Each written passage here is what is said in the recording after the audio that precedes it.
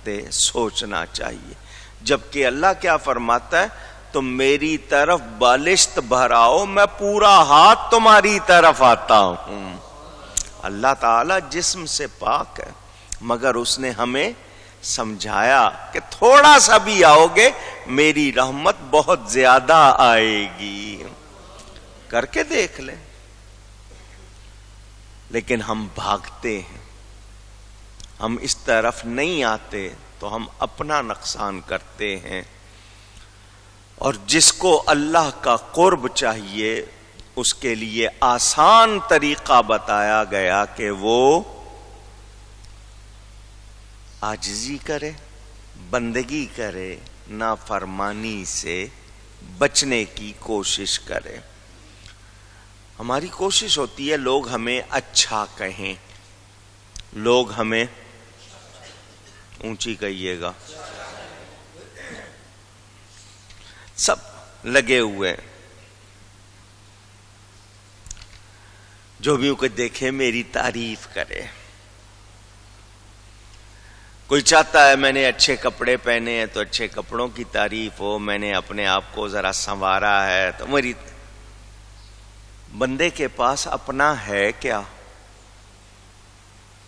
پوچھ رہا ہوں آپ سے، کچھ ہے؟ جو کچھ ہے رب تعالی کا دیا ہوا ہے. تو اے بندے اپنی تعریف کا شوق ہے تو جس نے دیا ہے تیرے اندر اس کا شوق کیوں نہیں ہے؟ تو اس کو راضی کر، سارا جہان تیری تعریف کرے گا. اور یہ تعریف رب کی تعریف ہوتی ہے. بندہ سمجھتا ہے میری ہو رہی ہے، اس کا کوئی کمال نہیں ہوتا.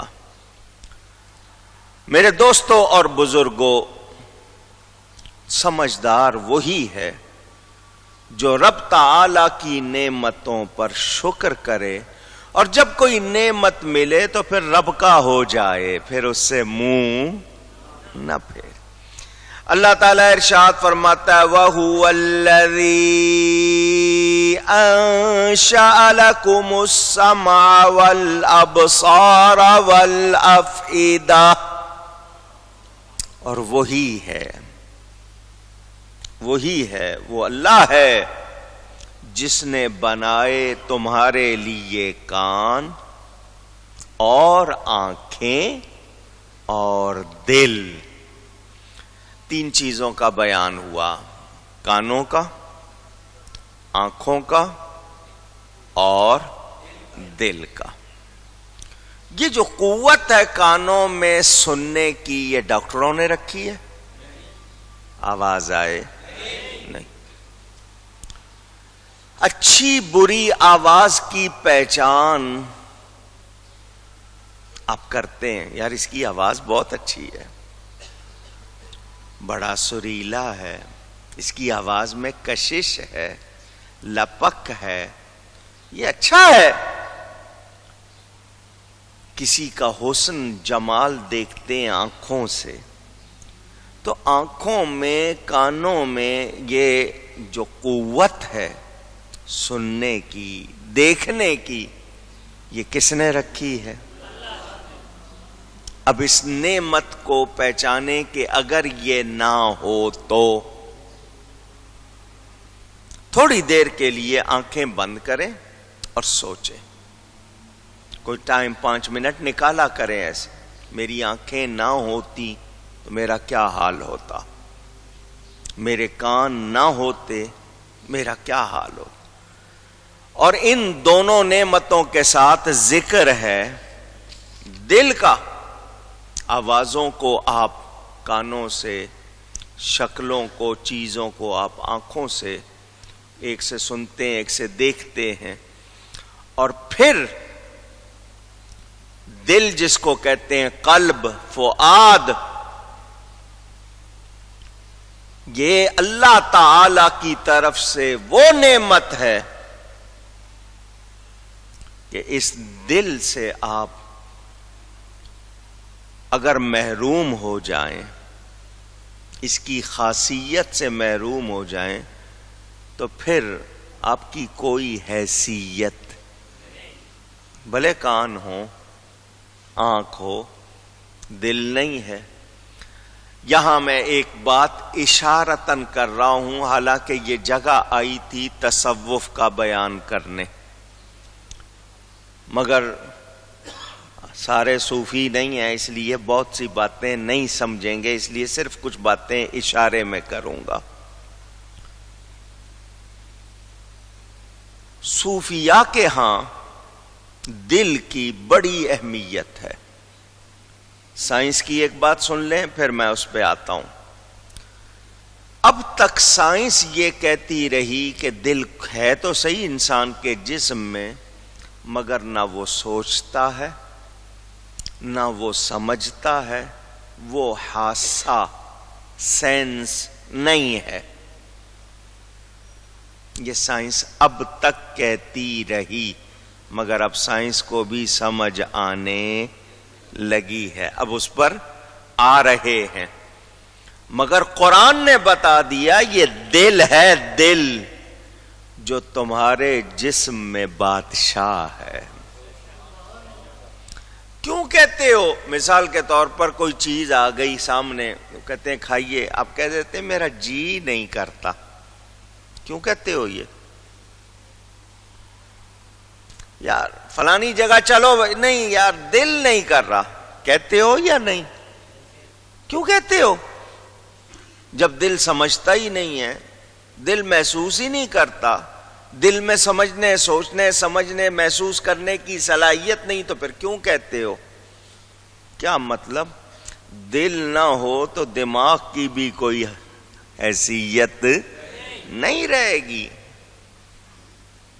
دل بادشاہ ہے انسانی جسم میں، اور میں نے پہلے بھی بتایا، میں ایک بار پھر یہ کہہ رہا ہوں، دل کرے گا تو دیکھیں گے، دل نہیں کرے گا تو پوچھ رہا ہوں، ایسا ہی ہے نا؟ دل کرے گا تو بولیں گے، نہیں کرے گا تو ہے ایسا یا نہیں ہے؟ ٹھیک ہے،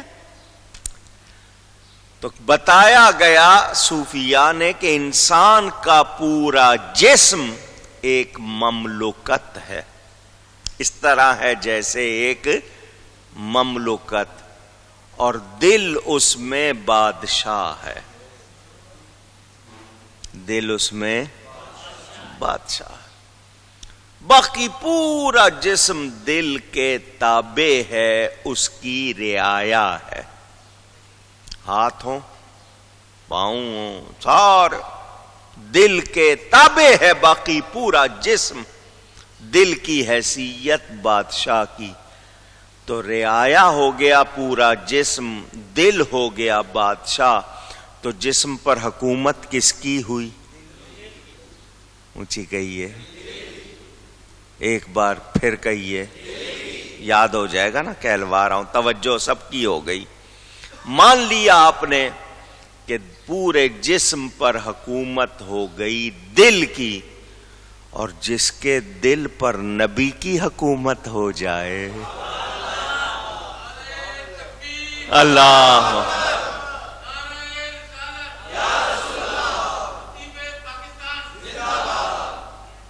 تو اب جب دل بادشاہ ہے پورے جسم میں، اور پورے جسم پر حکومت دل کی ہے، اور دل پر حکومت ہو گئی نبی کی، تو پورا جسم کس کا غلام بنے گا؟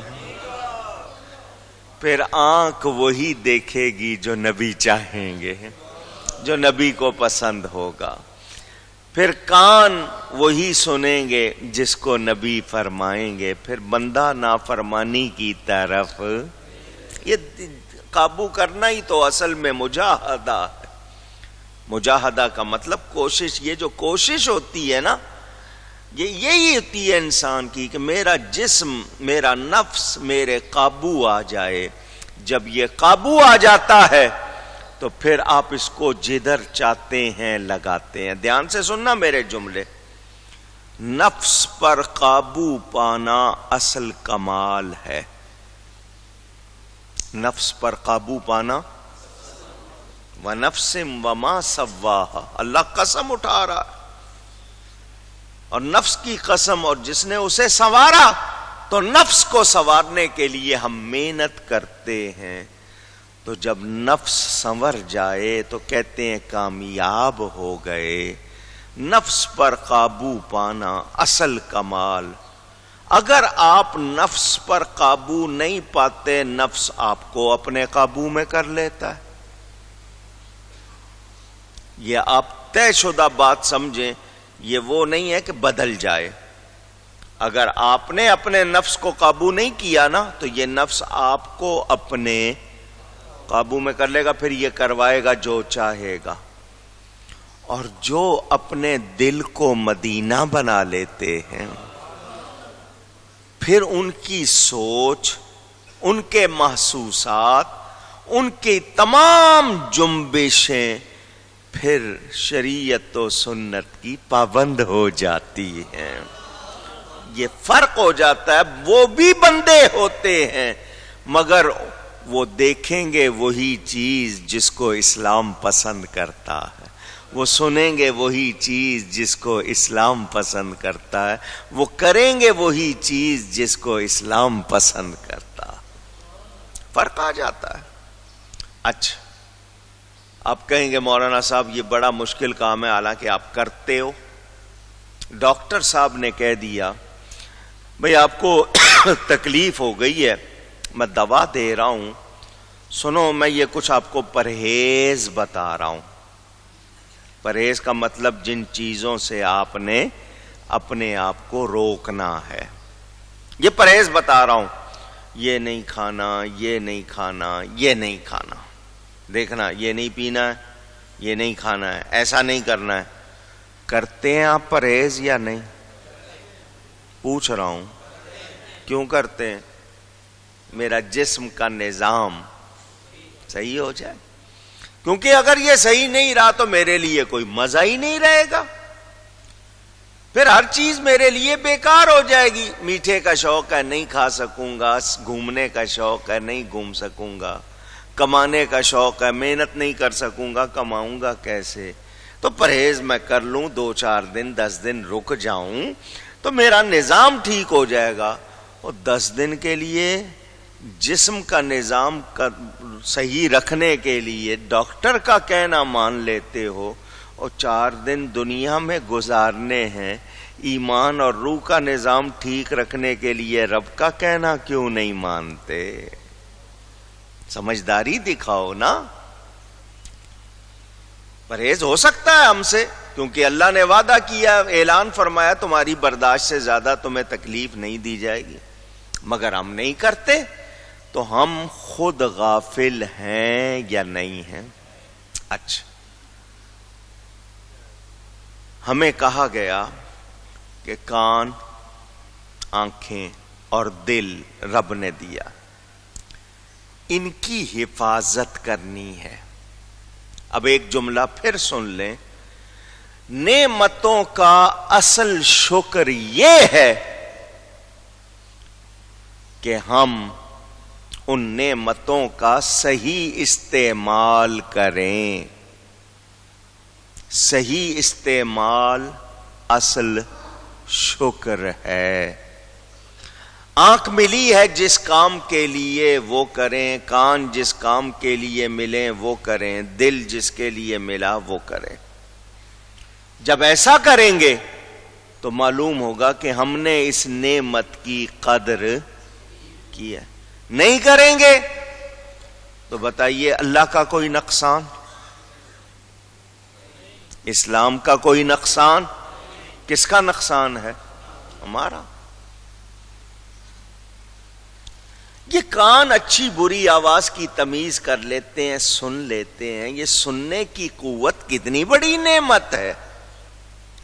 جو بہرا ہو نہیں سنائی دیتا، کتنی مشکل میں. جس کے پاس آنکھ نہیں ہے نہیں دیکھ سکتا، کتنی مشکل میں.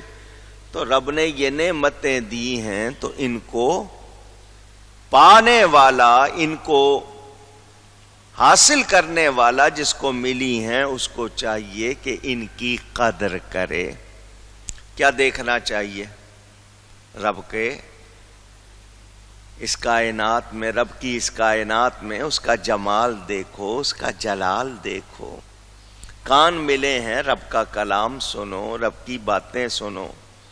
بس دیکھنا ہے تو برا دیکھنا ہے، سننا ہے تو برا سننا ہے۔ تو ہم ان نعمتوں کے قدردان نہیں بنے، نتیجہ ہمارے سامنے ہے۔ وہ ہمارے سامنے کبھی دہشت گردی ہے، کہیں مہنگائی ہے، کہیں خون ریزی ہے، کہیں کیا ہے، یہ سب ہمارے اعمال ہیں۔ وہ لوگ بھی تھے جنہوں نے نافرمانی نہیں کی تھی، بڑے امن میں تھے۔ تو امن جو چاہتا ہے اس کو اپنے آپ کو ویسا بنانا پڑے گا۔ ہم کہتے نہیں امن مل جائے، بننا نہیں ہے ہم نے، تو پھر ایسا ہو سکتا۔ اب آئیں دل پر۔ یہ گوشت کا ایک لوتھڑا، گوشت کا لوتھڑا۔ سائنس کہتی ہے دل کی اہمیت یہ ہے کہ یہ پورے جسم کو خون پمپ کرتا ہے، پورے جسم میں پتہ نہیں کتنے لاکھ میل بنتے ہیں، یا جو آپ کی رگیں شریانیں، یہ اتنا سا دل ہے جو پورے جسم کو خون پمپ کرتا ہے۔ یہ رک جائے سارا جسم رک جاتا ہے۔ کہتے ہیں نا ہارٹ فیل ہو گیا، کچھ رہتا ہے پیچھے؟ نہیں، یہ سائنس کہتی ہے۔ چلو سائنس نے کہا کہ دل کو صحیح رکھنا ہے اگر تم نے زندہ رہنا ہے تو۔ دل کا معاملہ گڑبڑ ہوا تو تمہارا کوئی معاملہ درست رہ سکتا؟ آپ نے سائنس کی بات سن لی، اب آؤ ایمان کی بات سن لو۔ پیارے نبی پاک صلی اللہ علیہ وآلہ وسلم فرماتے ہیں، الا سن لو، آگاہ ہو جاؤ، ان فی الجسد مضغہ، جسم میں گوشت کا ایک لوتھڑا ہے، اذا صلحت صلح الجسد کلہ، تمہارے جسم میں گوشت کا ایک لوتھڑا ہے، جب وہ صحیح ہوتا ہے پورا جسم۔ سائنس نے جو کہا آج کہا، میرے نبی نے پہلے ہی بتا دیا۔ اس لحاظ سے بھی کہ دل صحیح نہیں ہے تو پورا جسم صحیح رہ سکتا۔ وَإِذَا فَسَدَتْ، اور جب اس میں خرابی آ جائے، فَسَدَ الْجَسَدُ كُلُّ، پورا جسم خراب ہو جاتا ہے۔ اب ڈاکٹر تو صرف خون تک کی بات کر رہے ہیں کہ اس نے پورے جسم کو خون پہنچانا ہے، اس میں بیماری نہ آئے، یہ تو ہو گئی ایک بات۔ ایمان کے حوالے سے کیا ہوا؟ اللہ فرماتا ہے جو لوگ درست نہیں ہیں ان کی نادرستی کی وجہ کیا ہے؟ فرمایا فی قلوبہم مرض، ان کے دل میں بیماری ہے۔ جن کے عقیدے درست نہیں تھے، جن کے نظریے درست نہیں تھے، اللہ نے یہ نہیں فرمایا کہ یہ اندھے ہیں، بہرے ہیں، لولے ہیں، لنگڑے ہیں، اپاہج ہیں، معذور ہیں، نہیں فرمایا ان کے دلوں میں اونچی کہیے کیا خون پمپ نہیں کرتا تھا؟ دھڑکتا نہیں تھا ان کا دل؟ دھڑکتا تھا، پمپنگ بھی ہوتی تھی، مگر اللہ فرماتا بیماری ہے۔ کیا بیماری ہے؟ عقیدے درست نہیں۔ ادھر درستی نہ ہو تو جسم بگڑتا ہے، اگر عقیدے درست نہیں ہے، دل میں بیماری ہے، تو پھر بندہ درست رہتا۔ اور جو ایمان والے سچے ہیں، اللہ فرماتا ہے اولئک کتب فی قلوبہم الایمان، ان کے دل میں اللہ نے ایمان نقش کر دیا ہے۔ بات وہی دل کی ہو رہی ہے۔ جسمانی صحت چاہیے، دل صحیح رکھو۔ ایمانی صحت چاہیے، دل۔ اونچی، دونوں حالتوں میں کیا کرنا ہے؟ دل کو صحیح رکھنا ہے۔ ہم کیا کر رہے ہیں؟ آئیں دل کی ایک بات اور بھی کروں۔ قرآن کہتا ہے انسان کے ہر عمل کی غرض و غایت تقویٰ ہے، کہ انسان کو بھلائی ملے، یہ گناہوں سے بچے، اللہ سے ڈرے تاکہ اس کو بھلائی ملے، یہ تقویٰ حاصل کرے۔ تو جتنا یہ صاف ستھرا ہوتا جائے گا اتنا ہی کامیاب ہوتا جائے گا۔ تو آپ نماز پڑھتے ہیں تقویٰ کے لیے، روزہ رکھتے ہیں تقویٰ کے لیے، زکوٰۃ دیتے ہیں تقویٰ کے لیے، حج کرتے ہیں تقویٰ کے لیے، خیرات کرتے ہیں تقویٰ کے لیے، نیکی کرتے ہیں تقویٰ کے لیے۔ اس کا دل سے کیا تعلق ہے؟ بعض لوگ ہوتے ہیں لباس کے لحاظ سے سامنے دیکھنے میں لگتا ہے بڑے متقی ہیں، بہت متقی ہیں، مگر دکھاوا ہوتا ہے۔ اس نے اگر بہت عمدہ پگڑی پہنی ہوئی ہے، دستار، وہ ہو سکتا ہے اس نے دکھاوے کے لیے۔ جبہ پہنا ہوا ہے، بڑا عالی شان لباس، کرو فر والا، ہو سکتا ہے صرف دکھاوے۔ الناس باللباس، عمدہ لباس پہننا چاہیے، مگر ایسا لباس پہن لو کہ دوسرے آپ کو حقیر لگنے لگیں تو وہ لباس اچھا نہیں۔ کسی لباس کو، کسی چیز کو پہن کر آپ کو دوسرے کم تر لگتے ہیں کہ یہ تو کچھ بھی نہیں ہے میرے سامنے، تو وہ لباس آپ کے لیے اچھا نہیں ہے۔ لباس پہنو اللہ کی نعمت سمجھ کر۔ کوئی مہنگی چیز بھی پہنی ہے تو اللہ کا شکر کرنے کے لیے کہ اس نے مجھے دیا، مگر دوسرے کو کم تر نہ سمجھ۔ اگر آپ کو اس لباس کو پہن کے اکڑ آ گئی، فخر آ گیا، تو وہ تو آپ کے لیے گناہ، مصیبت بن گیا، آگ بن گیا۔ رب کا شکر کرنے کے لیے پہنے۔